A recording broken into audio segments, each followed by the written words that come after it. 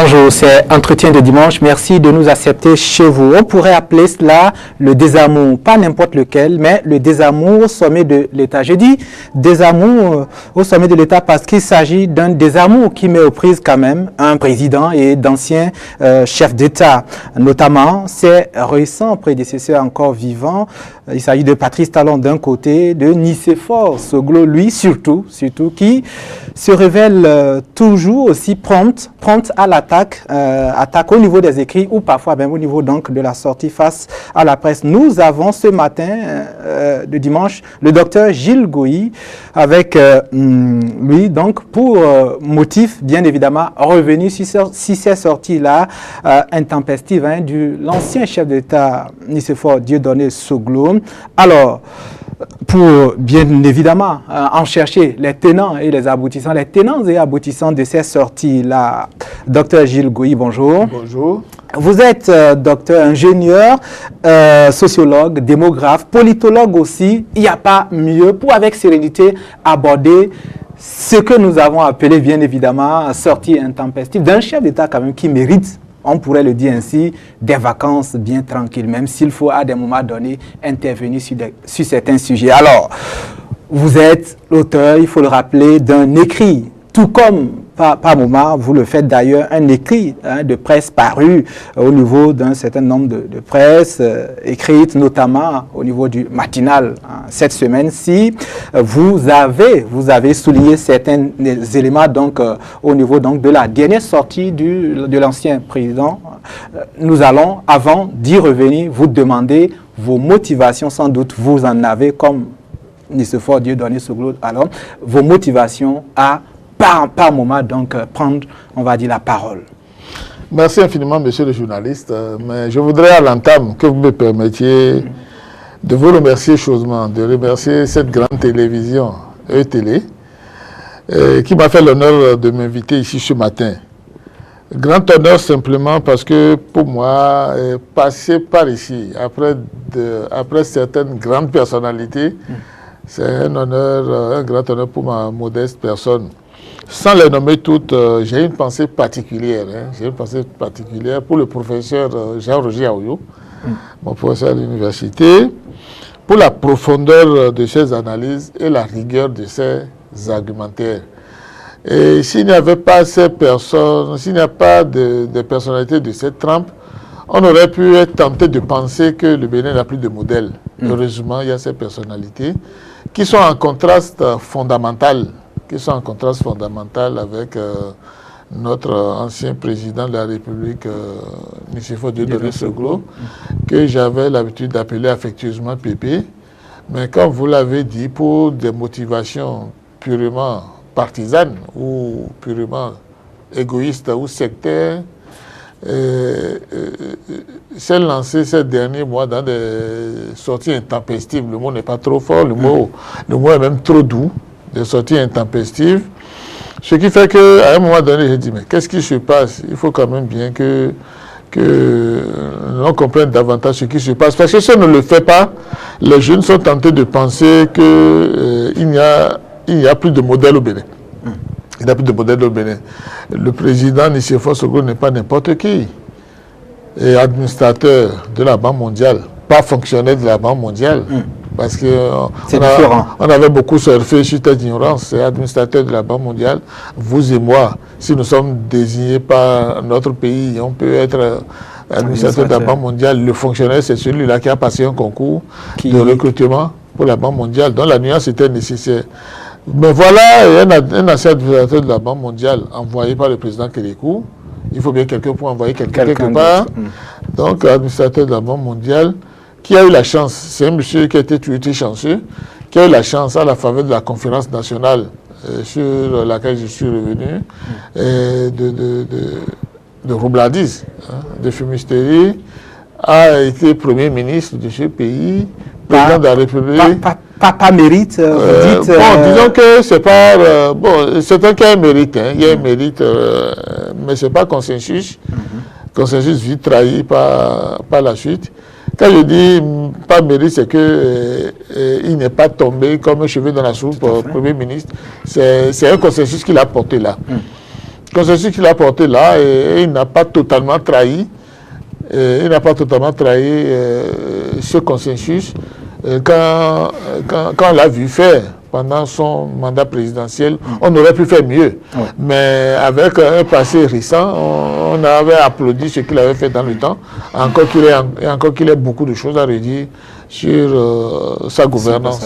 Mais au moins, à la conférence nationale, c'est lui qu'on a apporté Premier ministre, avec ses amis de la Banque mondiale et de l'audience internationale. Et on avait beaucoup d'espoir sur la transformation du Bénin. Donc voilà l'introduction. Pour maintenant justifier ma motivation, c'est très clair, il y a une motivation. Il est vrai que c'est très clair, hein, je me suis fait beaucoup d'ennemis. Hein. À cause de cette position. À cause de ma prise de position, je me suis fait beaucoup d'ennemis. Les amis d'hier, ceux que je croyais des amis d'hier, m'ont tourné le dos. Certains ne répondent même plus à mes appels, ni à mes messages. Ça, au début, ça m'avait beaucoup meurtri, mais je me suis vite ressaisi, simplement parce que au moment où je me faisais beaucoup d'ennemis, il y a eu beaucoup de sympathie, et pas des moindres, de grandes sympathies, de grandes personnalités de ce pays qui ont beaucoup approuvé les quelques réflexions que j'ai eu à faire. Je dis réflexion parce que moi, je suis un intellectuel freelance. Hein. Je suis un intellectuel freelance. Je suis quelqu'un, pas la solde de quelqu'un, mais c'est un choix que j'assume parfaitement. Choix que j'assume parfaitement parce que je n'ai jamais été capable de supporter l'injustice depuis mon jeune âge. Je n'ai jamais été capable de supporter l'injustice. Peut-être à cause de ma nature intrinsèque. Parce que j'ai beaucoup souffert dans ma vie. Hein. Beaucoup souffert dans ma vie. Donc vous dites que ces positions-là traduisent tout simplement votre être qui est quand même un être attaché à la justice, à la droiture, mais surtout au développement, au bien-être collectif. Voilà. Je n'ai jamais pu supporter l'injustice, surtout dans un domaine comme celui-ci où le président en place ne pense qu'au bien-être collectif. Donc, je n'ai jamais pu supporter la critique et l'opposition systématique où la mauvaise foi est érigée en mode de vie. Parce que c'est de cela dont il s'agit, la mauvaise foi. Nous sommes dans une situation paradoxale avec le président Nicéphore Soglo. Moi, je n'ai pas pu faire ce que mon jeune frère fait brillamment. Moi, Gilles Goyi, j'aurais adopté une attitude totalement positive qui consisterait à le supporter promptement, à le féliciter d'abord promptement, et à l'encourager fermement à continuer à faire davantage pour le bien de la communauté. Alors, au besoin. Parce que son succès sera mon succès. Le président Nicéphore Soglo, on a vu ce qu'il a fait pour son seul mandat présidentiel. Il a vite été éjecté parce que ceux qui l'ont éjecté, je les ai félicités dans un article, ils ont bien fait parce que c'était juste un leurre. On s'est rendu compte qu'il n'aimait vraiment pas ce pays. Parce que si quelqu'un aime ce pays, il ne peut pas détester avec autant de virulence la haine ou la jalousie nourrie par le président Nicéphore Soglo envers le président Patrice Talon, simplement parce que ses intérêts corporatistes ou ses intérêts égoïstes ont été ébranlés. Je ne veux pas entrer dans les détails, ce n'est pas parce que vous, M. Latifou, vous serez attaqué à mon fils ou à mon jeune frère qui a mal fait, que je vais vous détester systématiquement parce que mon enfant ou bien mon jeune frère est l'appel rare à laquelle il ne faut pas toucher. Non. Tout le problème est là. Mais le président Nicéphore Soglo a toujours agi préférentiellement pour lui-même et pour sa petite famille. Alors, quand vous donnez ces détails-là, on est tenté de quand même revenir sur certains éléments que brandit Nicéphore Soglo avant, il faut le rappeler aux téléspectateurs, avant de revenir de long en large sur votre article, dernier en date d'ailleurs. Et donc, le président Soglo, il brandit quand même des éléments, la question de démocratie, des libertés fondamentales, tous ces éléments-là, y a-t-il pas, on va dire, légitimité à être en colère comme il l'est? Vous m'avez vu sourire largement maintenant. Beaucoup, oui. J'ai souri largement simplement parce que la démocratie béninoise ne s'est jamais autant mieux portée qu'actuellement. Je redis, la démocratie béninoise ne s'est jamais autant mieux portée qu'actuellement. c'est maintenant, sous le président Patrice Talon, qu'il y a la véritable lutte contre la corruption. Qu'il y a la véritable lutte contre la corruption. Et c'est ça son péché d'Israël. Et qui est-il, lui, Patrice Talon, futur président de la République, pour s'attaquer à ce panier à crabes que constitue le repère de la corruption? On dit aux gens, on estime que vous avez mal fait, vous avez dilapidé les fonds publics. On ne comprend pas. Venez nous expliquer. Vous détalez comme des agoutis. Et vous commencez par bavarder à gauche et à droite comme quoi vous êtes persécuté. Que vous êtes exilé politique, vous êtes ci, vous êtes ça. C'est ça l'exil politique. On veut simplement comprendre. Et vous criez à la face du monde. Un. Deuxièmement, qui avant le président Patrice Talon aura assaini le paysage partisan? Les gens n'ont pas voulu que l'achat des partis politiques réussisse, mais elle est en train de réussir. Le nouveau code électoral, on a brandi beaucoup de faux fuyants, comme le concept, comme le mot certificat de conformité, alors que le concept certificat de conformité existe bel et bien dans le code électoral. Donc on s'accroche à des détails futiles pour obvier le contenu et les réalités patentes. Face à ces situations, quelqu'un imbu d'un peu de justice comme moi ne peut pas laisser faire. Il est vrai que dans le monde universitaire, la tendance c'est de s'accroupir, c'est de rester silencieux sur ses intérêts immédiats tant qu'ils ne sont pas bousculés, pour après se lancer dans des considérations qui ne disent rien à certaines personnes.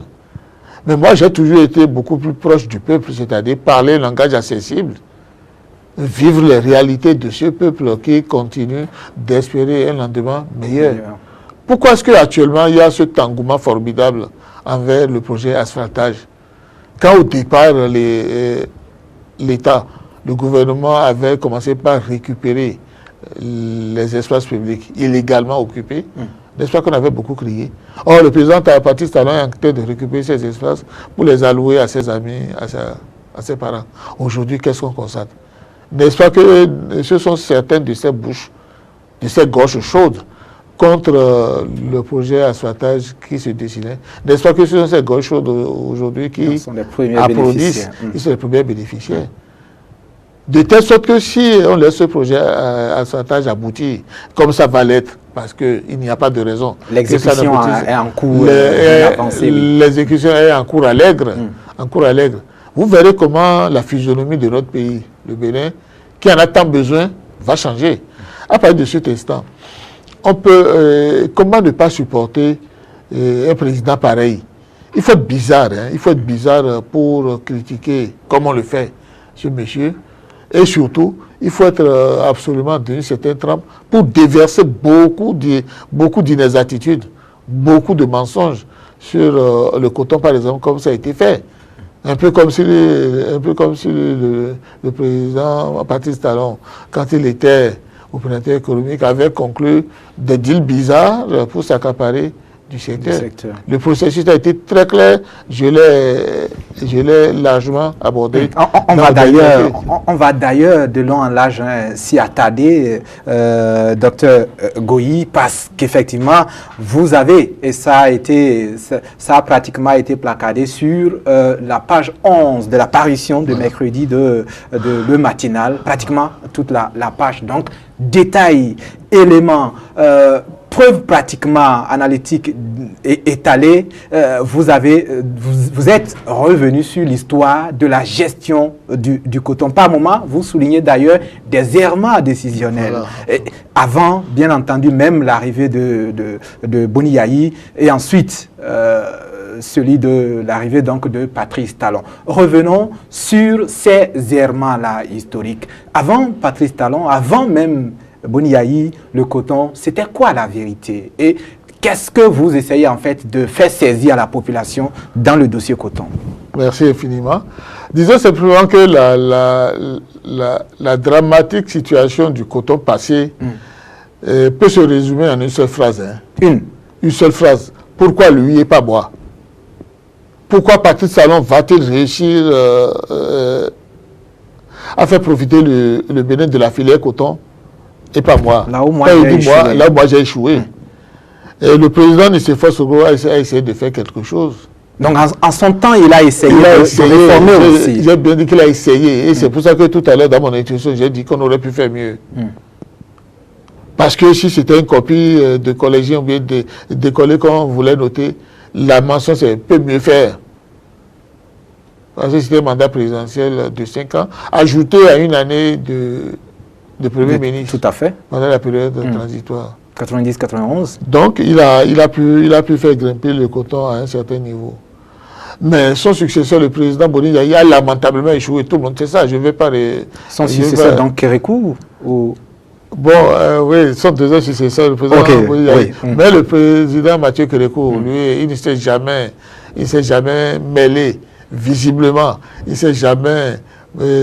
déclaré. Il n'en a pas fait une priorité. Il n'en a pas fait une priorité. Quand bien même dans l'ombre, de façon virtuelle, il agissait. Donc, le coton sous le président Mathieu Kérékou a plutôt subi son implication virtuelle nocive à la filière. Ça consistait à quoi? Ça consistait à quoi? Ça veut dire quoi? Ça veut dire que des appels d'offres sont lancés.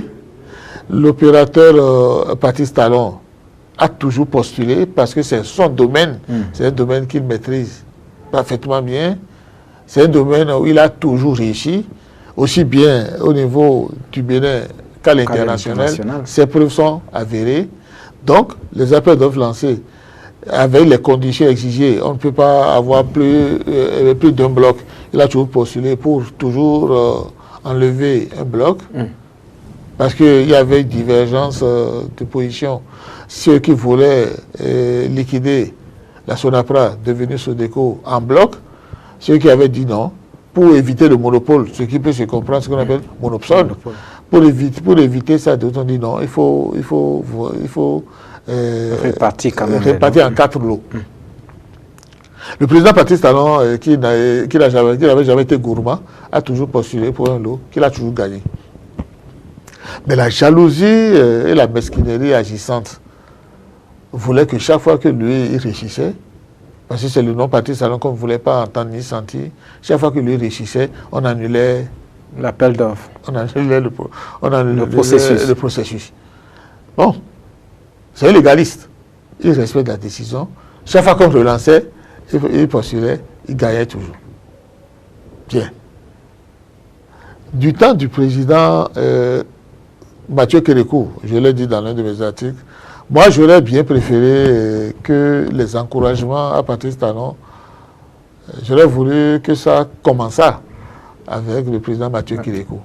Mais au lieu d'aider ce jeune opérateur qui a fait ses preuves au niveau local et au niveau international, au lieu de l'aider, c'est plutôt le président Mathieu Kérékou qui a favorisé l'émergence de pseudo-opérateurs économiques, des concurrents qui n'avaient pas la taille et l'envergure de Patrice Talon, parce que des concurrents suscitaient de toutes pièces.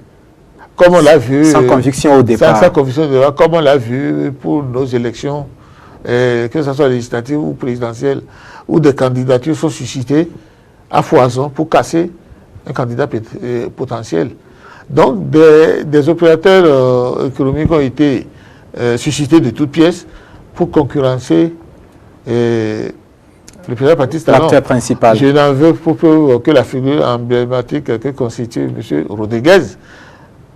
J'ai décrit tout ça dans l'article. Tout ça là pour casser, pour briser les reins à Patrice Talon, qui n'en avait jamais fait un problème parce que lui, il s'est fait la chose. C'est là qu'on a suscité brutalement pour devenir opérateur économique dans le coton. Ils se sont tous cassés les dents, simplement parce que ils ont mis sur pied des usines de fort gabarit, mais qui ont toujours tourné hors capacité. Donc c'est la faillite, c'est l'échec assuré. Dans ces conditions, à qui s'en prendre? À Patrice Talon, qui avance, qui fait son petit bonhomme de chemin, ou bien des gens qui ne savent pas faire la chose, mais qu'on est venu démarcher et qui ont accepté bêtement. Je dis bêtement simplement parce que moi, je suis ici. Si je ne sais pas faire quelque chose et qu'on veut me demander de faire ça, je vais dire vraiment, ce n'est pas mon domaine. Mais non, parce que c'est le président Kérékou qui est venu les démarcher, qui est venu les solliciter. Ils avaient pensé que tout serait facile. Mais le président Kérékou n'est pas un spécialiste du coton. Le président Mathieu Kérékou avait pensé briser les reins à Patrice Talon pour donner à manger à ses amis. On n'a pas le droit de faire ça. On n'a pas le droit de faire ça simplement parce que chacun se tienne à sa place. Il faut l'homme qu'il faut à la place qu'il faut. De telle sorte que si ces coups de semonce répétés n'avaient pas été portés au coton, on n'en serait pas à cette situation aujourd'hui, même si c'est une situation très mirobolante, parce que comme je le disais, le président Patrice Talon a brillamment réussi à déjouer tous ces pièges et à faire monter le coton béninois à un niveau jamais égalé. Et parce que, vous l'avez vu, comme il a brillamment réussi dans la filière coton, qu'il a toujours maîtrisé, n'est-ce pas qu'il a commencé par développer les autres filières, la filière cajou. Elle ne s'est jamais mieux portée qu'auparavant. La filière ananas, n'en parlons même pas. J'ai aussi fait beaucoup de réflexions sur ça. Et la nouvelle trouvaille, la filière mangue. C'est la dernière en date. Je ne sais pas si vous avez cette chance-là, mais moi je peux me vanter de connaître tout le Bénin pour avoir servi au PNUD. J'ai été consultant principal pour l'étude sur les aspirations Bénin 2025 à l'AFIA, NTPS Bénin 2025 à l'AFIA. Donc j'ai parcouru tout le Bénin, je connais tout le Bénin. Mais pendant la période des mangues, quand vous allez au nord, depuis Tchaourou déjà. Pratiquement la hauteur de la zone Chabé, effectivement, ça pilule. Boko, Gogounou, jusqu'au nord là-bas. Mais il y a des mangues très succulentes, très juteuses. De races différentes, effectivement. De races différentes, mais qui sont très succulentes, contrairement à la mangue de certains pays africains que je ne vais pas nommer, que je connais très bien, dans la sous-région ouest africaine que je connais très bien. Mais ces belles mangues, ces mangues juteuses et succulentes, n'ont qu'un temps éphémère. Un mois, s'il peut rapidement. Un mois, pas plus. Un mois. Ce qui fait que un mois après la saison festive de la mangue, vous repartez dans ces zones, mais vous voyez au bord du goudron des tonnes de mangue délaissées, pourrissantes, et laissées à la merci des intempéries. Avec la filière mangue que le président Patrice Talon s'apprête à promouvoir désormais, on va faire comme dans certains pays. Le Sénégal, dont je pense notamment. Et la Côte d'Ivoire, par exemple. On va mettre à contribution nos ingénieurs agronomes, nos laboratoires à l'UAC, qui sont bien capables de pasteuriser, par exemple, la mangue, d'assécher la mangue pour les transformations, et la conservation. Contre la transformation-conservation pour l'utilisation future. Exactement comme les Ivoiriens ont fait pour le foufou, c'est-à-dire pour l'igname, où on peut, à partir d'un sachet, avoir de l'igname pilé, avoir du foufou et consort. Donc c'est cette vision développementaliste, fondamentale, pour le bien commun, pour le bien-être des communautés, qui brusque certains. C'est ça qui avait beaucoup manqué au prédécesseur du président Patrice Talon et qui les hérisse actuellement parce qu'ils se disent, mais nous on n'avait pas fait, pourquoi lui va faire? Il faut lui mettre des bâtons dans les roues. Mais le monsieur, il est serein, il évolue allègrement parce que les gens ne l'ont pas vite compris. C'est devant les obstacles, c'est devant les hostilités que Patrice Talon entend comme il déploie tout son potentiel, il montre ce qu'il sait faire. Tous ces ennemis vont échouer, comme ils sont en train d'échouer là. Depuis qu'il est là, vous avez vu quel ennemi gagnait sur lui. Ils ne gagneront pas simplement parce que le président Patrice Talon, lui, il fait partie des forces du bien de ce pays. Les autres font les forces du mal, comme je l'ai dit dans mon article. Je caricature à peine. Mais c'est ce dualisme fondamental qui est à l'origine de la situation actuelle du Bénin, où on a d'un côté des gens qui, comme moi, se préoccupent du bien-être de la majorité, mais de l'autre côté, des gens, d'anciens voleurs, qui ont pensé qu'avec l'arrivée du président Patrice Talon, ils vont continuer d'avoir l'opportunité de voler ce pays et de s'enrichir pour eux-mêmes ou pour leurs petites familles. De telle sorte que, je l'ai dit, c'est une bataille permanente entre le bien et le mal. Et c'est seulement ceux qui seront du côté du bien qui verront d'un bon œil ce que le président Patrice Talon est en train de faire. Cette dualité qui n'a jamais été, on va dire, l'apanage de ce pays. D'ailleurs, alors, avant sa sortie, ou même à sa sortie, Nicéphore Soglo annonçait, on va dire... réforme. Nicéphore Soglo, non, annonçait la révélation de ce qu'il a appelé les vraies raisons des hostilités entre Patrice Talon et Boni Yayi. En quoi, effectivement, vous prouvez, par ces éléments-là, que Nicéphore Soglo a tort de prouver que c'est le coton qui divise les deux hommes? Merci infiniment. Comme je l'ai montré dans cet article, effectivement placardé à la page 11-12 du matinal, le président Nicéphore Soglo, ne l'oublions jamais, il est très intelligent, mais fondamentalement manipulateur. Très intelligent, mais fondamentalement... Vous n'allez pas loin quand vous dites ça? Non, je suis très doux de principe, hein, et j'utilise des mots très enrobés. Ça aurait pu être violent? Oh oui, ça aurait pu être plus violent parce qu'il aurait mérité, non.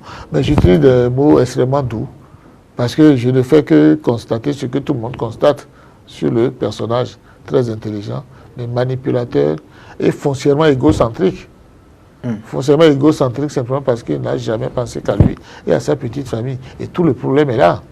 Ce qu'il a annoncé à grand bruit, comme quoi ce qui a toujours opposé Yayi Patrice Talon, ce ne sont que des vérités partielles. Ce sont que des vérités partielles que j'ai balayées du revers de la main avec tous les détails de ma publication. Il a parlé d'un deal. Il n'a jamais été question d'un deal. Ce sont des marchés légalement remportés sans que des bisbis n'aient été faits par ailleurs. Donc, j'ai fait publier cet article et je l'ai dit quelque part dedans. C'est pour limiter définitivement ou c'est pour détruire définitivement les intoxications. Parce qu'il y a trop d'intoxication. On surfe sur l'incompréhension des populations pour les emballer dans des mensonges grossiers, c'est-à-dire dans des débats de caniveau.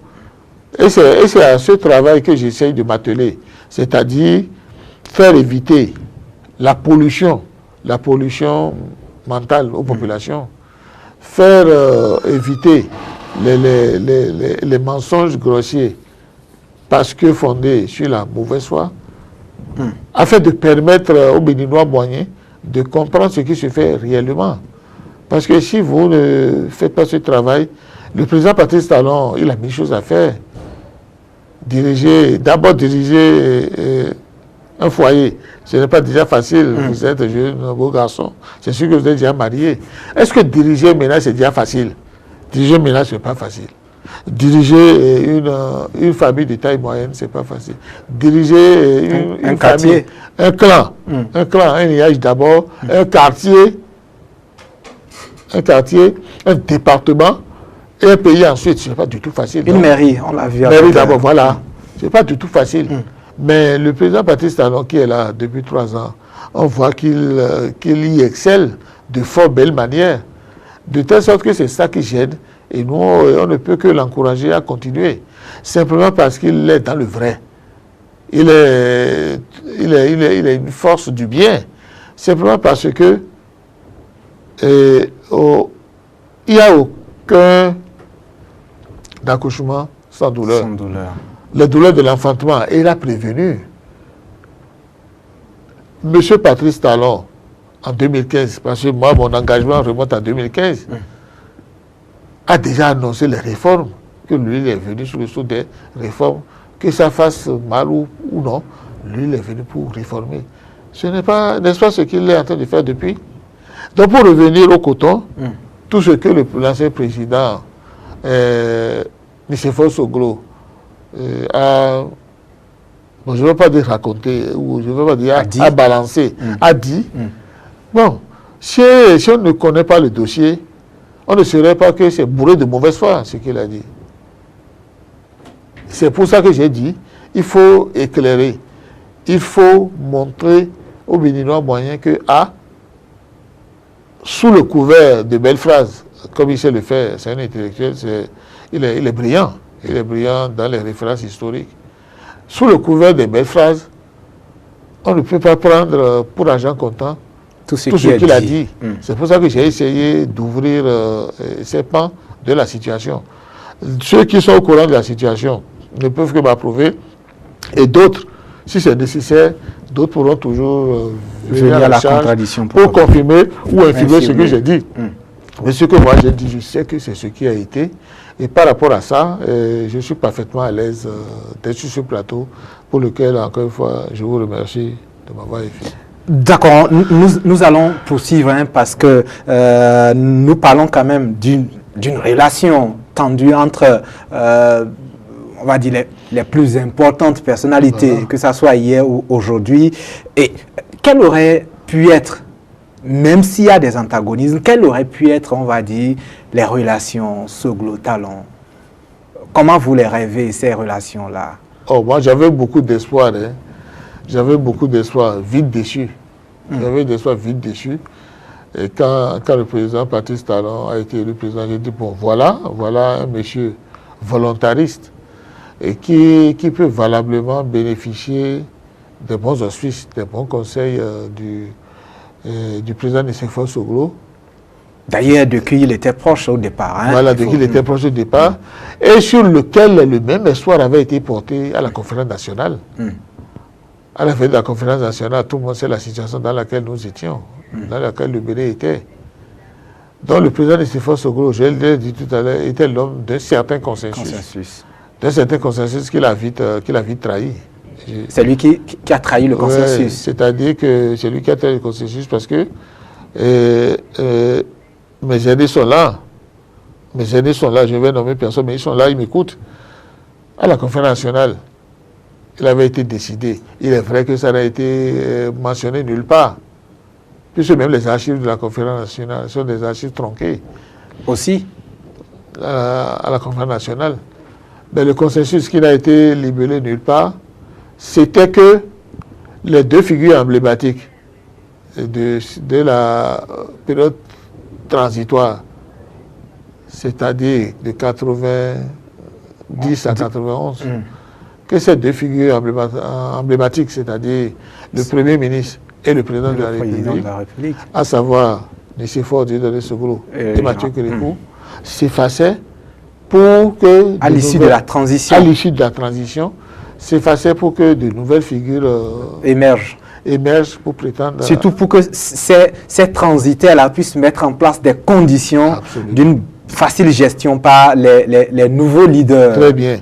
Constituer, comme qui dirait, un pool de référence, un cadre logique de référence, c'est-à-dire un pool de modèles pour conseiller et aider la nouvelle équipe et orienter les autres. Un semblant de conseil présidentiel, voilà, comme on le voit ailleurs. Très bien, mais sans prendre ce vilain nom, c'est-à-dire une sorte de conseillers spéciaux. Oui, voilà. tout à fait. Conseillers des spéciaux, sages chez nous. Des sages, voilà, les sages. Mais n'est-ce pas que c'est le président Nicéphore Soglo qui très tôt, à la faveur du capital de crédit que le Bénin avait, dont le Bénin avait bénéficié de la part des bailleurs de fonds, de l'aide internationale, il y avait beaucoup de fonds qui ont été déversés sur le pays. Et l'une des failles de la situation, c'est que cette situation n'a jamais été évaluée. Combien ces fonds déversés, ça faisait combien? Ils ont été dépensés comment? Personne ne sait. Donc même le montant n'a pas été retenu par l'histoire. Je mets quiconque au défi se lever maintenant pour dire que pendant la transition, on a reçu tel milliard. Non. Donc c'était une gestion opaque, c'était une gestion à la limite clanique, familiale. Et c'est seulement Dieu qui sait. C'est Dieu seul qui sait. Ce qui en a été les intéressés, véritablement. Et c'est Dieu seul et les intéressés. Je veux parler du président Nicéphore Soglo et de sa femme, de sa petite famille. Ce sont eux qui peuvent donner l'heure exacte de tout ce qui a été déversé sur le Bénin à la faveur de cette conférence nationale. Bien. Mais c'est pendant qu'il était Premier ministre, voyant ce capital crédit enflé et avec quelques travaux qu'il avait lancés, c'est lui, qui n'était pas le président Mathieu Kérékou, c'est lui qui a été le premier à montrer sa volonté farouche de se retirer du consensus. De se retirer du consensus et d'être candidat à l'élection présidentielle de 1991. Ah, le président Mathieu Kérékou de Chef-Filao dit, mais c'est pas ça qu'on s'est entendu. Hein. Il s'était référé à Monseigneur Isidore de Sousa pour dire, c'est pas ce qu'on a décidé. Hein. Ce qu'on a décidé. Et très tôt, vous pouvez consulter les archives, le premier à avoir dénoncé cette situation, c'était le ministre des Finances de Nicéphore Soglo, le monde d'Ildefonse. Son propre ministre, en fait. Son propre ministre des Finances, qui a, de son historique déclaration, la démocratie béninoise est en danger, se référant à cette trahison première. Ce n'était pas ce qui est dit. Donc, cette violation, ou bien ce viol du gentleman agreement dont j'ai parlé, par le président Nicéphore Soglo, c'est ça qui a déterminé les partisans du président Mathieu Kérékou, et lui-même a dit, si lui il a fait ça, c'est peut-être avec une intention cachée, c'est avec une intention bizarre. S'il est candidat, rien n'empêchait le président Mathieu Kérékou de l'être aussi. Donc la trahison fondamentale qui nous a amenés dans toutes les turbulences que nous avions connues, heureusement le président Patrice Talon est arrivé pour y mettre fin, c'était cette situation-là. Si le président Nicéphore Soglo n'avait pas dérobé à ce consensus, dérobé à ce principe, n'avait pas utilisé de roublardise, peut-être que la démocratie béninoise aurait pris une nouvelle tournure, donc une nouvelle dimension, de telle sorte que c'est Dieu seul qui sait pourquoi il a fait ça. Peut-être que Dieu a fait ça pour que Patrice Talon arrive. C'est pour ça que j'ai dit dans l'article que ce monsieur, c'est-à-dire le président Patrice Talon, il est divinement protégé. Il est divinement protégé parce que tout ce qu'on a dit contre lui comme complot, ça a toujours échoué. Et lui, il a toujours réussi. Alors, vous croyez qu'un homme seul peut avoir cette force-là s'il n'est pas sous la protection divine, protégé, comme vous l'avez dit. Alors, vous venez là de pratiquement faire l'histoire d'une violation d'un consensus qu'on ne raconte pas à tous les jeunes. Merci. Alors, nous avons parlé du coton et de cette raison, selon Soglo, raison qui oppose Patrice Talon à Boniaï. Vous dites non, que c'est une contre-vérité. C'est une contre-vérité. Nous allons vous amener à dire aussi vos appréciations, donner votre regard sur, on va dire, d'autres succès, si encore il y en a en dehors du coton. C'est vrai que vous avez déjà parlé de quelques éléments, mais attardons-nous un peu plus sur la politique. Là encore, il y a des soubresauts, il y a des accusations on va dire, d'assassinat de la démocratie. Comment est-ce que, de la hauteur de votre observatoire personnel que vous êtes érigé en tant que chercheur, donc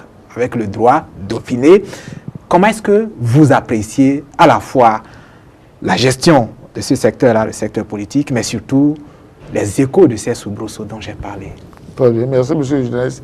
J'ai dit tout à l'heure en haut que la démocratie béninoise ne sait autant mieux porter qu'actuellement. C'est une phrase lourde de sens. Simplement parce que, comme les gens n'avaient pas voulu jouer franc jeu, ils se sont actuellement retrouvés le bec dans l'eau. Qu'est-ce qui s'est passé? N'est-ce pas qu'on était bien parti pour avoir au maximum 4 blocs? Oui, tout à fait. Au maximum 4 blocs, c'est-à-dire, pourquoi pas, de la mouvance, de de l'opposition, 2 ou plus, oui. Les contacts ont été faits de part et d'autre. Et tout s'était décidé dans ce sens. Il y avait le non progressiste, il y avait le bord républicain, il y avait le PRD, il y avait Moël. Les quatre blocs qui avaient leur dossier à jour. Mais donc, si on s'est retrouvé avec un doublon de candidature entre le PRD et Moël Bénin. C'est Patrice Talon qui a causé ça. N'est-ce pas que c'est de la volonté de duplicité des uns et des autres que nous en sommes arrivés là? Faudrait-il, parce qu'il y a volonté de duplicité, dire bon voilà, vous avez gagné, vous êtes vainqueur, on remet tout à côté et on reprend avec l'ancien système? On ne peut pas faire ça. Donc le processus devait continuer inexorablement. Et le PRD a reconnu la situation. Le MOEL a été le premier bloc à reconnaître sa situation et ils se sont réglés leur compte là-bas. Alors, 2, c'est-à-dire que 2 enlevé de 4, n'est-ce pas qu'il restait 2? Les gens de mauvaise foi ont dit oui, que c'est le même parti, divisé en 2. 2 jumeaux n'ont jamais le même caractère. Mais s'ils sont des jumeaux là, des jumeaux véritables, 2 garçons, 2 filles, ils ont le même caractère. Il y a une certaine autonomie déjà, ensuite, oui, différentiel et de puis, caractère. Et puis nous avons assisté à leur campagne présidentielle qui n'avait pas été du tout de l'amusement. Législative. Leur campagne législative. Qui n'avait pas du tout été de l'amusement. On a vu que des coups ont été portés, ils se sont portés des coups. Comme d'ailleurs ça s'annonce pour les communales, certains déjà déclarant leur envie, notamment d'avoir des villes comme Calavi. Absolument. Ça ne sera pas facile. Alors, les derniers éléments au niveau donc de cette gestion de la transformation du visage politique, c'est notamment la relance du dialogue social par le chef de l'État. Vous avez idée des détails? Certains ont encore eu à arracher leur sésame, d'autres pas. Votre appréciation? Très bien. Et le dialogue social, le président Patrice Talon, c'est un homme d'ouverture. Hein. On ne le dira jamais assez. C'est un homme de consensus. C'est un homme du bon faire dans le consensus. N'est-ce pas que c'est lui qui a tendu la main pour le dialogue social? Les gens de bonne foi ont répondu non. Ceux qui sont dans la critique et l'opposition systématique, tout le monde connaît leur attitude. Ceux qui sont toujours dans la mauvaise foi, ceux qui cherchent en permanence le fil à couper le beurre, on les connaît, on a vu leur position. Est-ce que parce qu'ils ne veulent pas dialoguer, le Bénin va s'arrêter de vivre? Vous ne pouvez dialoguer qu'avec des gens de bonnes intentions. De telle sorte que on souhaiterait bien qu'ils revoient leur position pour participer au dialogue social.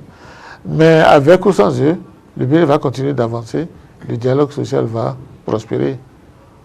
Ils montreront leur bonne foi, comme ceux qui viennent de passer, en se conformant à la nouvelle charte des partis politiques, qui est irréversible.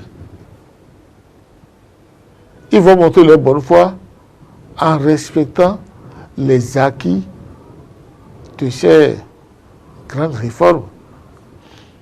À partir de cet instant, le président Patrice Talon est et reste ouvert au dialogue social, à partir du dialogue politique. La preuve, il a régulièrement rencontré les centrales syndicales, non. Il n'y a jamais eu affrontement.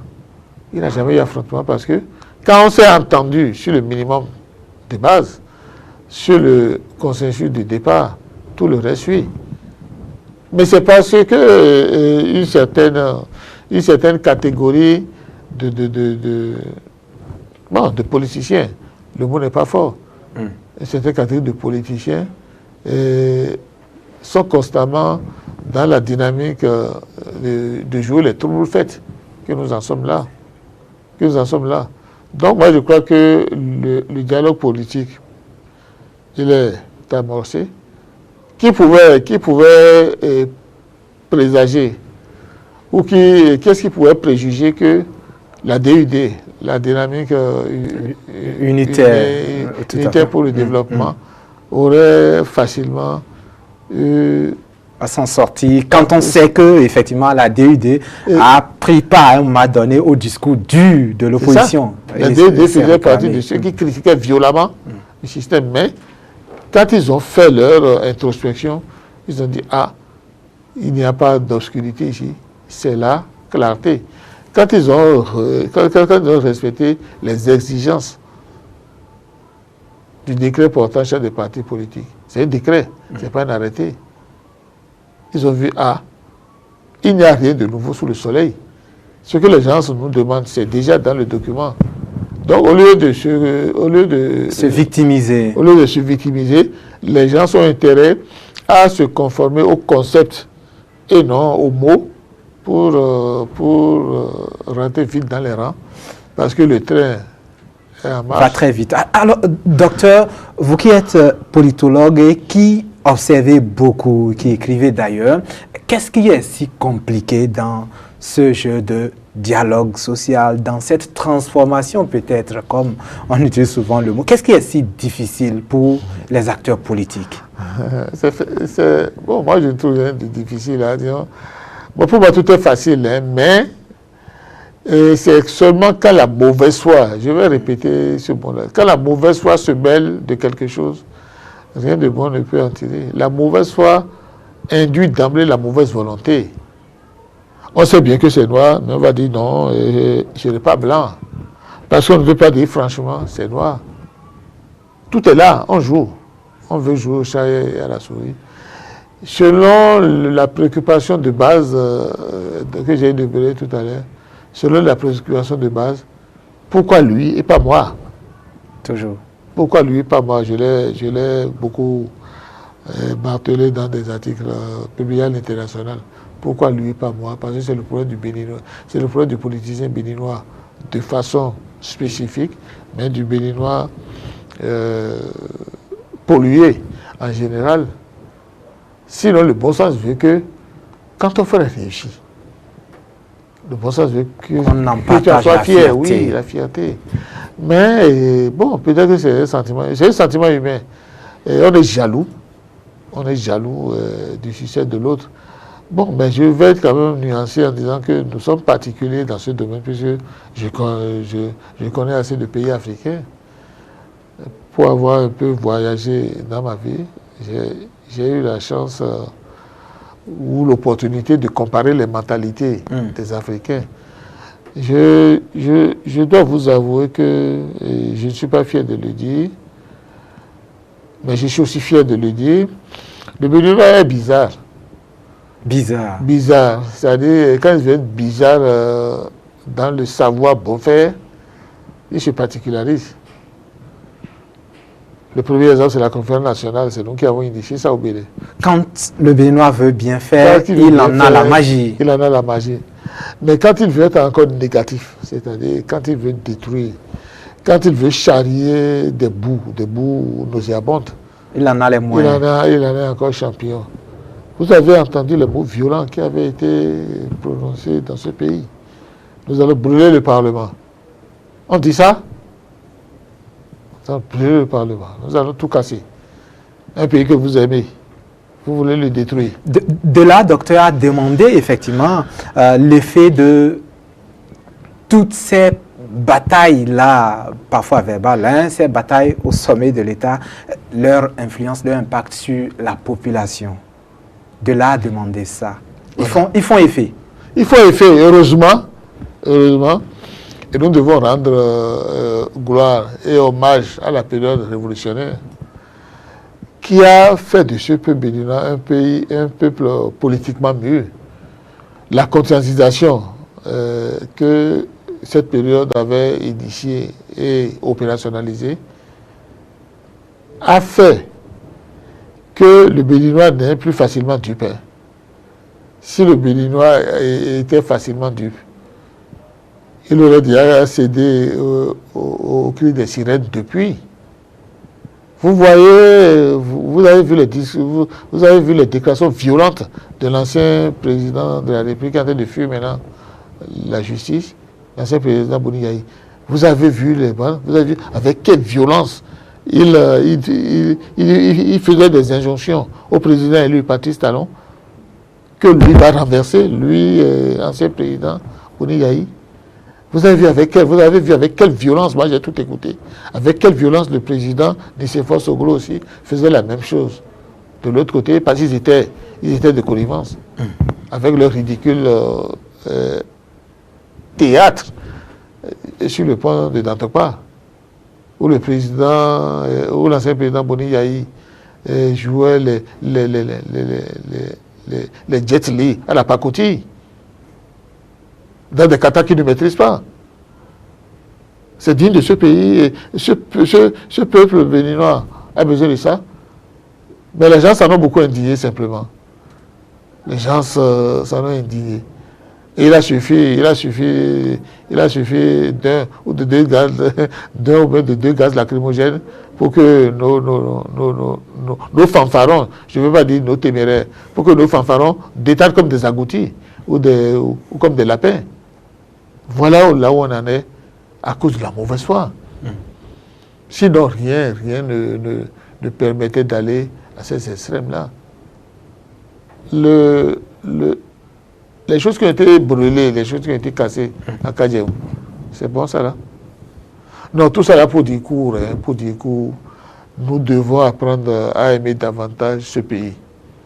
Ce pays qui nous a tout donné. Je dis bien ce pays qui nous a tout donné. Le président Nicéphore Soglo, qu'est-ce que ce pays ne lui a pas donné? Qu'est-ce que lui n'a jamais donné au pays? Au prorata de ce que ce pays lui a donné. Toute sa famille a toujours vécu au crochet de ce pays, non? Le président Boni Yahi, c'est ce pays qui lui a tout donné. En tant que fils de pauvre, relativement pauvre, il est vrai qu'il a été, il a vécu chez son oncle, qui était médecin. Mais c'est grâce à ce pays qu'il a évolué. C'est grâce à ce pays qu'il a pu faire ses études. Si on est dans ce contexte actuel, où sont les établissements privés qui permettaient aux gens d'évoluer, il aurait eu cette opportunité. Donc il a profité de la capillarité sociale agissante au Bénin pour être là où il est. Dans ces conditions, le moins qu'on puisse faire pour ce Bénin, c'est de l'aimer.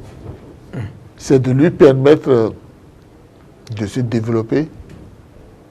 Pour les communautés béninoises qui n'ont pas eu cette chance que nos anciens ont eue. Ce n'est pas encore tard. Le président Nicéphore Soglo, s'il écoute ce qu'on lui dit, il peut se rattraper. Il peut se rattraper et constituer un modèle.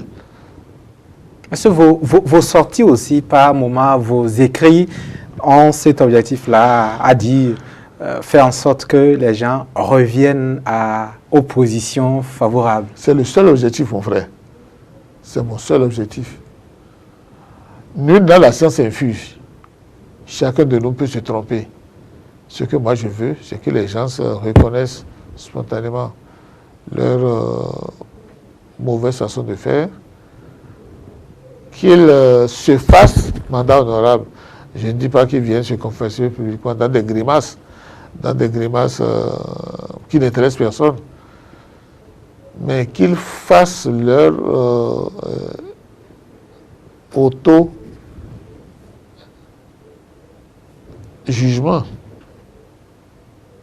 qu'ils s'analysent pour se demander s'ils font exactement ce qu'ils doivent faire. Ils verront que l'attitude qu'ils adoptent actuellement n'est pas celle-là dont le Bénin a besoin. Le Bénin a besoin de tous ses fils. Personne n'a chassé personne. Ce sont les gens qui se sont chassés. De même. Ce sont les gens qui ont fui. En parlant d'exil, ils ont fui. On te dit de venir justifier tel ou tel aspect de ta gestion. Tu détales. Tu décampes comme un lièvre à la vue du chasseur. Du chasseur, bien du renard. Et tu vas là-bas, tu te mets à crier comme quoi on te persécute. Vous n'avez jamais, en tant que bon citoyen, vous n'avez jamais senti de pression sociale sur votre vie. Vous ne devez rien à personne, vous ne devez rien à la justice.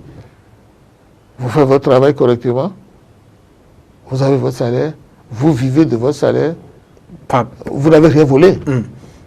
Votre petite famille, parce que légaliste, parce que respectant les tests de la République, vous sortez de chez vous, vous retournez chez vous, sans même avoir l'impression qu'il y a des forces de sécurité dans le pays.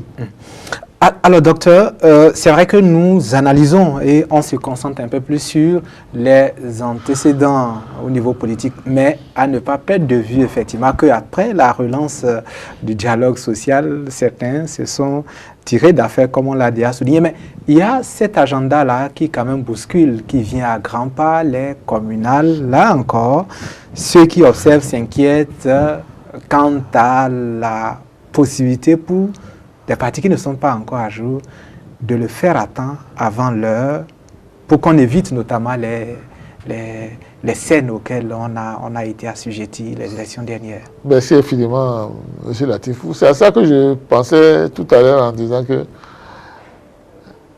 le train est en marche, la locomotive est ébranlée. Vous pensez à ça? Le train est en marche, je pensais justement à ça. Mais le train n'a pas encore atteint sa vitesse de croisière. Il est encore totalement possible de le prendre. Pour le prendre, je l'ai dit, pour le prendre c'est très facile. Il faut se conformer à la nouvelle charte des partis politiques. Il faut se conformer au nouveau code électoral. Ce sont ces deux documents fondateurs qui règlent ou qui légitiment actuellement la vie politique. Quand vous le dites, c'est que c'est ou soit ça, ou une fois encore, oui, on aura des communales sans, par exemple, l'USL, FCBE et autres. D'abord, FCBE, USL, tout ce dont vous parlez, ce sont des partis qui n'existent plus. Normalement. Ce sont les pseudo-partis qui se gargarisent d'une verdeur passée. Aussi longtemps qu'ils ne se seront pas conformés à la nouvelle charte des partis politiques, au nouveau code électoral. Ce ne sont pas des partis, ce ne sont que des groupuscules d'agitation stérile, groupuscules d'agitation politique qui risquent, s'ils ne se conforment pas, de regarder le train continuer d'avancer. Parce que ne participeront au communal que les partis qui se seront conformés. On ne le dira jamais assez. Il n'est pas question que ce soit ces groupuscules d'agitation stérile qui fassent la loi dans ce pays. Les tests de la République sont là. Des tests de la République qu'ils ont votés eux-mêmes. Quand bien même on a entendu des énormités après, où les gens ont renié les scientures. Ce qui est sûr, le processus a abouti, oui ou non. Ces deux documents fondateurs ont-ils été votés au Parlement, oui ou non? De telle sorte que, pour faire cet encart, la 8e législature actuelle est totalement légitime et totalement légale. Parce que les députés qui sont là sont des députés, comme on le dit, des députés valables, des députés tigans, c'est-à-dire des députés de valeur. Parce que étant sortis du filtre électoral, élections qui se sont passées normalement, sans contrainte, avec la sécurité nécessaire. Docteur, nous allons nous intéresser à un secteur, celui qui prépare le Bénin de demain. Voilà. Le secteur notamment duquel vous nous venez d'ailleurs, l'enseignement dans sa généralité, les transformations qui s'y font doivent intéresser à la fois les profondeurs, pour ne pas utiliser les mots un peu, disons, ceux qui ne sont pas trop d'accord avec ce qui s'est fait, comme ceux qui d'ailleurs s'intéressent positivement à ça. Ce secteur-là, beaucoup de choses se font. Ces choses-là qui aujourd'hui font parler, c'est notamment au niveau du primaire, du secondaire. On va arriver à votre secteur, à votre sous-secteur, le supérieur, mais d'abord primaire, secondaire, évaluation, voilà, révision des statuts et conditions d'intégration. Pour certains, je pense aux ACE, tout ça vous suivez. Vous savez qu'il y a des débats. Peut-être même que par moment, vous avez envie d'écrire. On a la chance d'avoir peut-être la primauté de votre position par rapport à ça. Oui. Merci beaucoup. Ma position ne peut être que progressiste. Ma position ne peut être que totalement favorable à ce qui se fait, favorable aux réformes. Parce que quoi que nous fassions, quoi que nous disions, nous devons toujours raisonner en termes de réforme. Réforme annoncée et mise en branle. Tout ce qui se fait dans le domaine de l'éducation actuellement, n'est-ce pas que c'est dans le sens de l'opérationnalisation du Conseil national de l'éducation, CNE? Qui est installé. Hein. Qui est installé, sans tambour ni trompette. N'est-ce pas que c'est de l'anticipation du président de la République, Patrice Talon,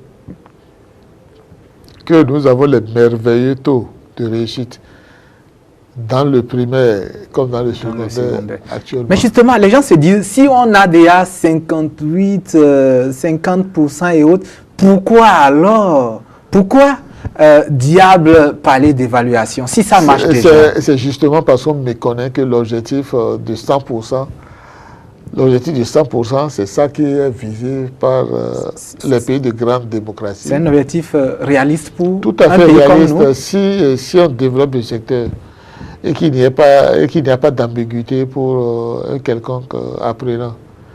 Ce qu'on lui a bien donné, il va bien rendre. Quand le président Patrice Talon est arrivé ici et qui a commencé par parler de cantine scolaire, on avait connu des versions de cantine scolaire. Mais lui, il a insisté sur un repas chaud au moins. Un repas chaud. D'ailleurs, je ne vous fais pas offense, c'est parce que je connais tout le Bénin que je prends votre exemple. Un Béninois du Nord, c'était facile pour lui, un écolier du Nord, c'était facile pour lui. Parce que nos deux départements du Nord, nos 4 départements du Nord sont les plus grands départements de ce pays, donc les distances sont plus longues. Très longues. Très longues. Il peut arriver à un écolier le matin de faire plus de 5 km avant de venir à l'école, 10 km même. Moi, j'en faisais 7, pour exemple, rappel. Par exemple. Et souvent, ce sont les filles de paysans et qui n'ont pas la possibilité de prendre du café chaud, mais du chocolat chaud, par ailleurs. Qui n'ont jamais vu. Qui n'ont pas la possibilité de prendre du croissant beurré le matin avec de la bouillie chaude ou bien du friand chaud, succulent. Mais le président Patrice Talon, connaissant toutes ces difficultés, a dit au moins un repas chaud là. Tous les apprenants du primaire doivent avoir ça.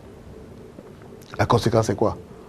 N'est-ce pas que c'est le département du Borgo qui a surpris tout le monde en étant en première position? Au niveau, effectivement, du sous-secteur. Qui aurait pu jamais imaginer ça? Qui aurait pu jamais imaginer ça? Et les autres départements, les milieux ruraux des autres départements n'ont pas démérité. Deuxièmement, quand une gestion rigoureuse des fonds mis à la disposition des établissements s'est opérationnalisée, on a commencé par dénoncer les enseignants voleurs, les chefs d'établissement magouilleurs et mafieux. N'est-ce pas que la situation a changé?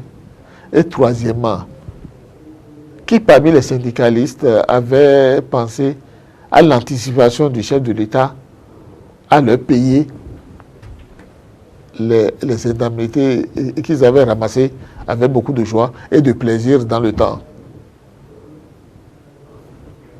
Et les parents, parce qu'on ne nous félicite pas assez, on ne nous félicite pas, nous les parents d'élèves. Quand les parents d'élèves ont vu toute cette bonne volonté, n'est-ce pas qu'ils ont mieux accompagné les enfants à la maison en les incitant à travailler pour rendre honneur à ce gouvernement tout à fait méritant? Les résultats ont été là. Les taux de réussite dans le primaire, cette année, il y a très longtemps qu'on n'a pas eu ça. Dans le secondaire aussi, c'est pareil. De telle sorte que la mise en œuvre des réformes doit se poursuivre résolument pour le bien de la grande majorité. Surtout pour la pérennité aussi de l'embellie. Pour la pérennité de l'embellie. Bientôt, vous verrez que très bientôt, il va y avoir un refus des établissements privés vers les établissements publics. Parce que les conditions de vie et de travail, aussi bien des apprenants que des professeurs, se seraient améliorées, de telle sorte qu'il n'y aurait plus d'avantage comparatif à amener son enfant dans le privé, Déjà, un élément est déjà acquis, c'est celui de temps de travail au niveau du public. Par exemple. Presque plus de grève, en tout cas pas de grève Il n'y a perlée. Et de donc, grève, forcément, sur cet élément-là, le public a déjà gagné la bataille. Alors, vous dites qu'il y a nécessité de progresser, nécessité alors de continuer les réformes. Résolument, vous insistez là-dessus. Alors, les évaluations. On en parle, les évaluer, Boods. C'est formidable, c'est-à-dire les évaluations.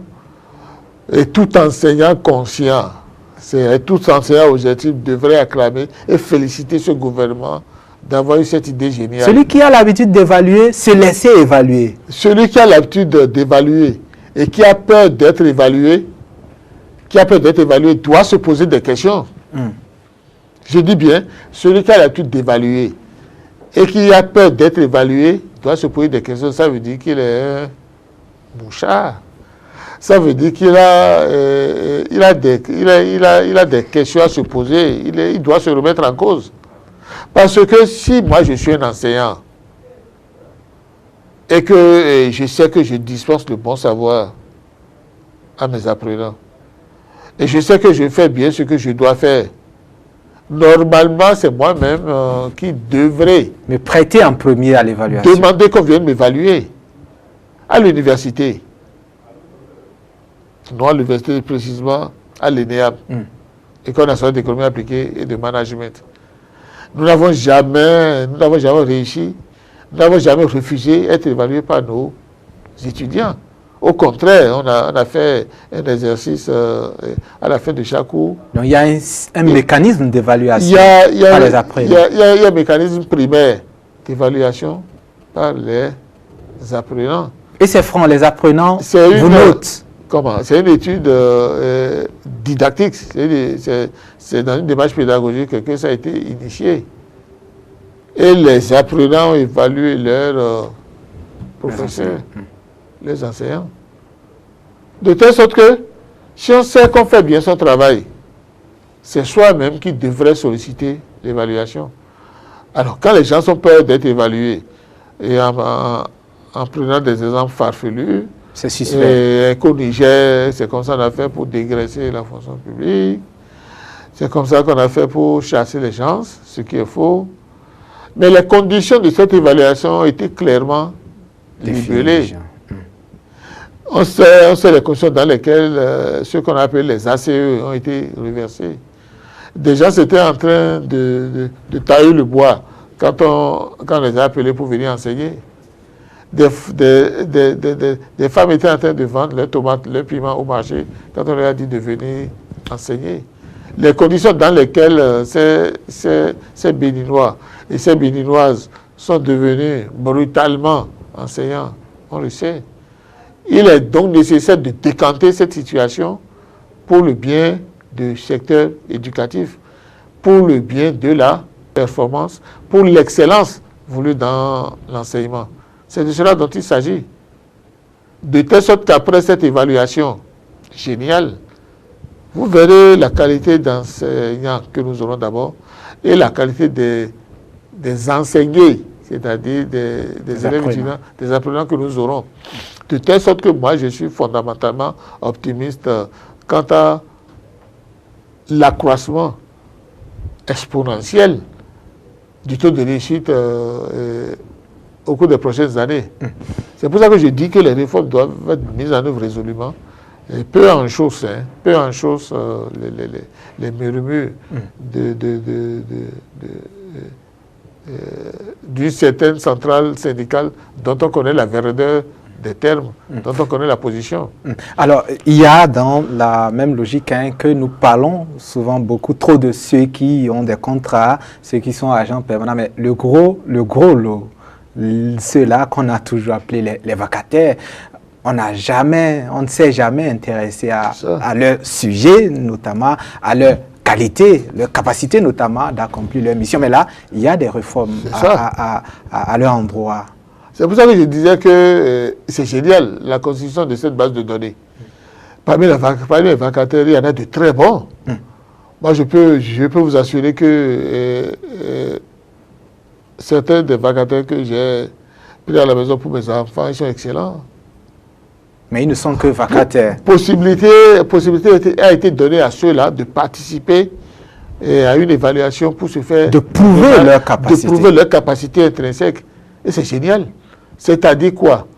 Les gens ont eu la possibilité de participer gratuitement à des concours.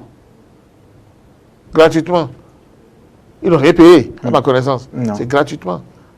Or, pour participer à un concours avant, on payait, non?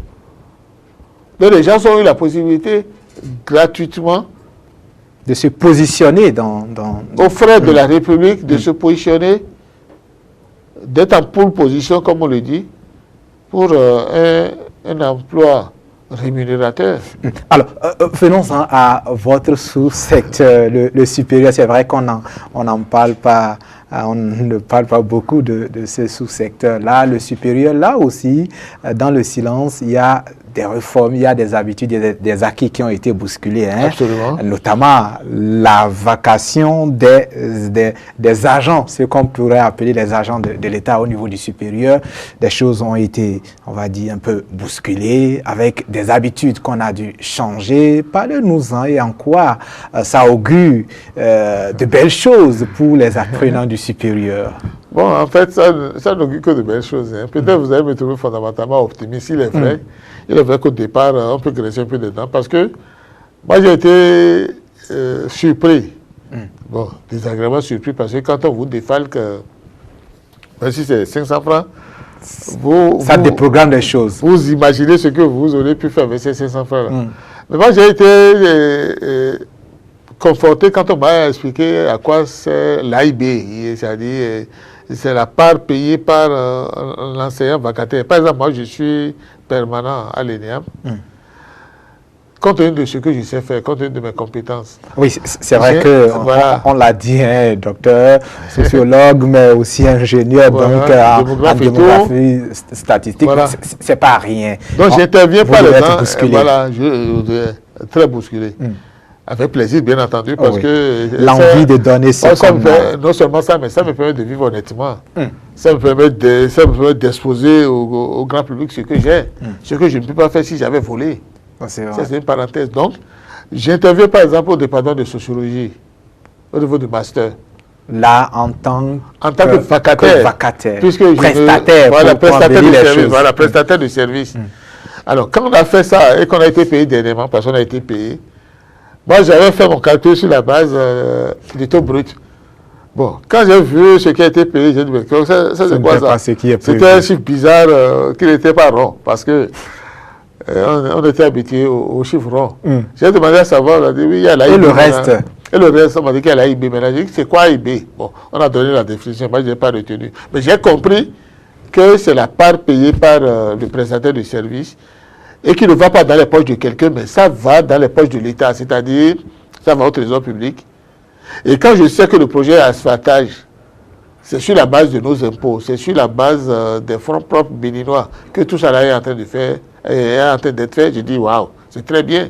Ça veut dire quoi? Ça veut dire que moi, à mon petit niveau, j'aurais aussi participé à la réalisation du bonheur de ce pays.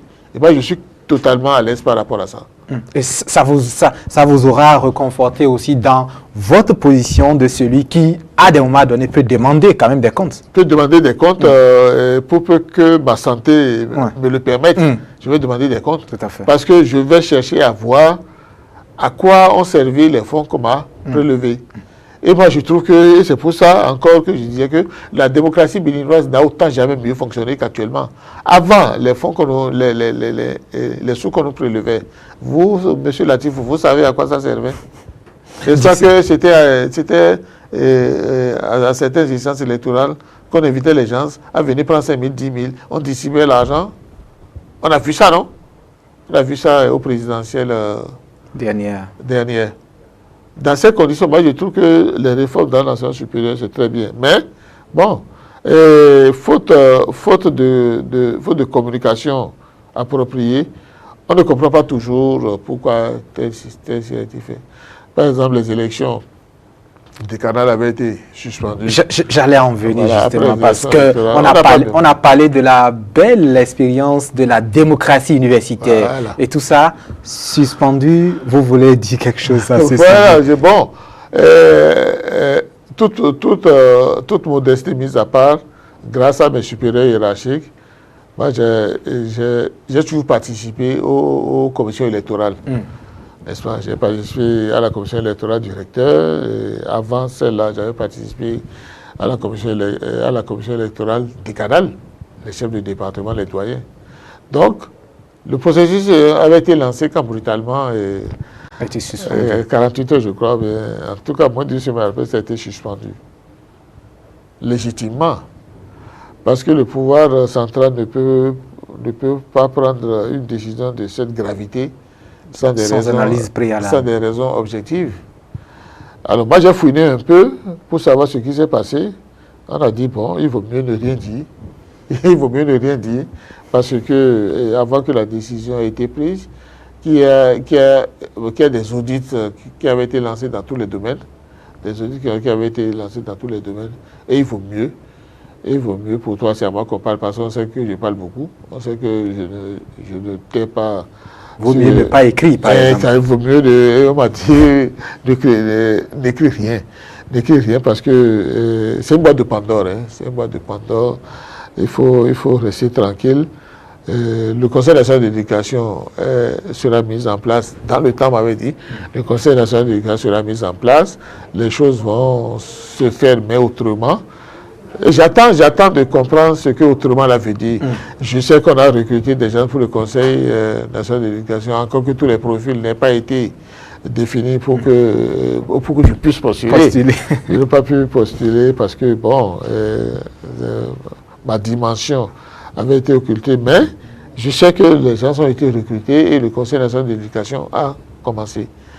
L'un dans l'autre, le Conseil national d'éducation, qui est l'instance suprême en matière d'éducation, va quand même faire en sorte que l'on ne puisse pas dire demain que l'enseignement supérieur a été régenté et qu'on ne sait pas très bien ce qui se passe.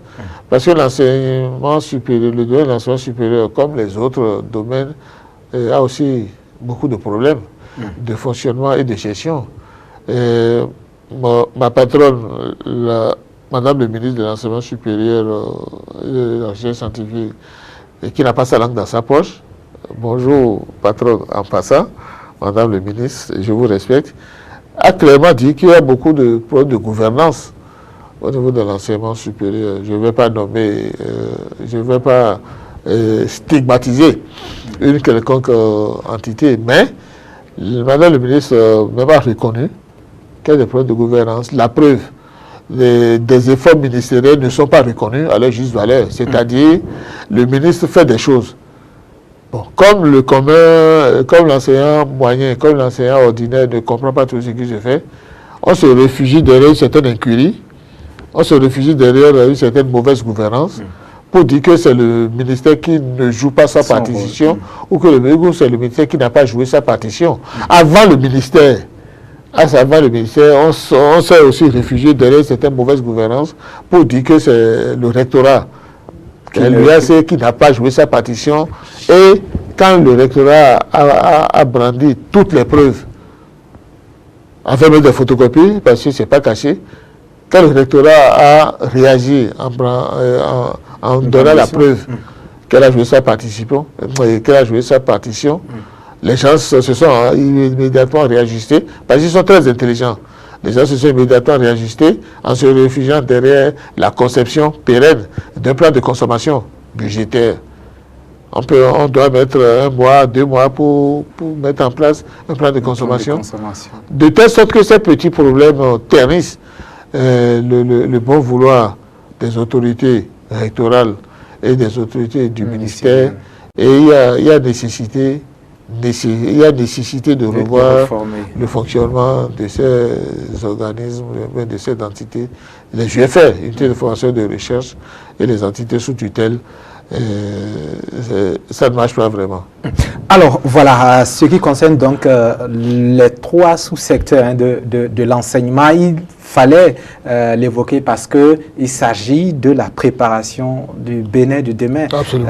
La relève, il faut qu'elle soit certaine, surtout qu'on a déjà, on va dire, revisité un passé où les gens, forcément, chacun n'a pas joué sa partition. On va essayer avec vous de sortir un peu moins d'une dizaine de minutes, donc de sortir de cet entretien-là avec l'aspect de la justice tel que vous voyez les transformations qui ont été faites là-bas et tel que cela donne peut-être à espérer, si c'est le cas. Moi, j'ai toujours surpris les gens en disant que je suis et je demeure très fier de la justice de mon pays. Actuellement, on va dire, confiant. Je suis très fier. Je ne sais pas si c'est parce que j'ai fait des pays comme la France, le Canada, les États-Unis. Mais moi, j'estime que la justice de mon pays, on doit en être fier. Surtout que, elle a la liberté d'action, cette justice-là. Mais surtout depuis la création de la Criette. La Criette, cette trouvaille, elle est géniale. Vous la trouvez? Je trouve la Criette géniale et les juges, les gens qui l'animent là, ils sont formidables. Vous voyez l'excellent travail qu'ils ont fait au procès de ICC Service et les comptes rendus périodiques qu'ils donnent pour les cas qu'ils libèrent. Non, je crois que la justice béninoise, il est vrai que rien n'est parfait à 100%. Mais si on continue de lui donner les moyens nécessaires, la justice béninoise va continuer ses performances. Donc la justice, qu'est-ce que je vais reprocher à la justice de mon pays? Les sont des gens qui travaillent selon les tests de la République. Aucun procureur ne s'est levé pour dire, bon, moi j'ai décidé de faire ci, je vais faire ça. Non. Ça veut dire quoi? Ça veut dire que ce sont des légalistes, des gens qui respectent les tests de la République. Et moi, je suis parfaitement à l'aise par rapport à ça. Je suis très confortable par la manière dont la Criette travaille. Et bon, on ne peut que spéculer. Et ignorant que nous sommes de notre milieu, à savoir que les peines qu'elle donne ne sont pas suffisamment lourdes pour contenter tout le monde, mais on ne peut pas contenter tout le monde. Mais l'un dans l'autre, moi je crois que la Criette a fait bien son travail et que le secteur, le prochain secteur vers lequel la Criette peut se tourner, je ne sais pas si ça relève de sa compétence, ce sont les conflits domaniaux, c'est-à-dire le secteur du foncier, où il y a une boue immonde dans ce secteur. Le secteur du foncier, les affaires domaniales, ce serait bien que si ce n'est pas de la compétence de la Criette, ce serait bien qu'on crée une cour du foncier. Sinon peut-être l'ajouter cette compétence et la doter des moyens appropriés pour continuer d'être efficace. Pour continuer d'être efficace. Ce qui fait que l'un dans l'autre, moi je trouve que les réformes qui sont en train d'être mises en place ont été bien réfléchies, ont été bien pensées. Et le président Patrice Talon, je ne peux que, moi je suis rien, je ne peux que l'encourager à continuer parce que c'est de cela dont nous avons besoin pour ce pays qui en a grand besoin. Docteur Gilles Goyi, juste un mot pour sortir de cet entretien. Oui. Un mot pour sortir de cet entretien, je vais vous renouveler mes remerciements. La possibilité qui m'a été donnée en 90 minutes, c'est pas peu, encore que c'est pas assez. En 90 minutes d'être ici. Il y a forcément à dire quand il faut apprécier une gouvernance et certains éléments. Donc je vous remercie sincèrement de m'avoir invité et je le redis, après le passage de grandes personnalités pour qui j'ai beaucoup d'admiration, comme le professeur Jean-Roger Aouyo, le professeur Abraham Ziziroué et consorts, moi je me sens avoir grandi un tout petit peu plus suivant cette grande personnalité-là. Je vais souhaiter beaucoup plus de bonheur à la télévision E-Télé et pour finir, demander à mes chers compatriotes béninoises et béninois de continuer de soutenir vaillamment le président Patrice Talon. de prier pour lui, pour que sa santé soit toujours au beau fixe, pour qu'il continue de développer ce pays comme il le fait déjà de fort belle manière. Je vous remercie. Docteur Gilles Goyi, vous qui êtes chercheur, enseignant à l'Université d'Abomey-Calavi, à l'ENEAM notamment, sociologue, démographe, statisticien, politologue aussi, expert formateur en genre, gouvernance et démocratie. C'était un gros morceau que nous avions pour aborder ces sujets-là qui ne sont quand même pas des sujets, on va dire, du domaine de la banalité. Merci d'avoir accepté notre invitation. Elle ne sera pas la dernière. Je suis avec vous. À vous bousculer quand il y aura à vous entendre, à vous écouter. Merci beaucoup d'avoir fait le déplacement. Amis téléspectateurs, à dimanche prochain pour un autre numéro de l'entretien de dimanche.